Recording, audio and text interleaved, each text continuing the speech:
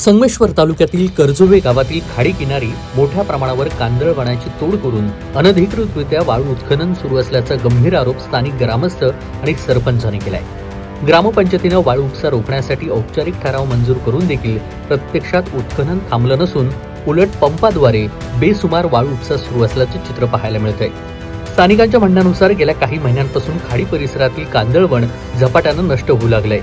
रात्रीच्या वेळी तसेच सकाळच्या पहाटे अनधिकृतरित्या पंप, बोटी आणि ट्रॅक्टरच्या साह्यानं वाळू काढली जाते आणि या बेकायदेशीर कामामुळे खाडीचा नैसर्गिक समतोल देखील बिघडलेला असून किनारपट्टी ढासळण्याचा धोका निर्माण झालाय।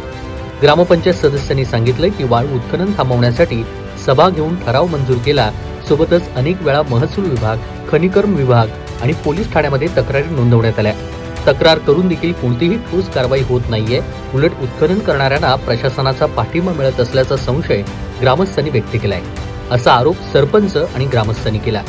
पर्यावरण तज्ज्ञांच्या मते कांदळवड ही किनाऱ्याची नैसर्गिक ढाल असते आणि त्याची तोड झाल्यास पूर परिस्थिती, भरती, ओहोटीमधील पाण्याचा मारा आणि जमीन ढासळण्याचा धोका वाढतोय। सोबतच खाडीतून अनियंत्रित वाळू उपशामुळे पाण्याचा प्रवाह बदलतोय, जैवविविधतेला गंभीर धोका निर्माण झालाय। त्यामुळे ही वाळू उत्खनन तत्काळ थांबवावी अशी मागणी सध्या ग्रामस्थांची आहे। कोकण कट्टा न्यूज, संगमेश्वर, रत्नागिरी।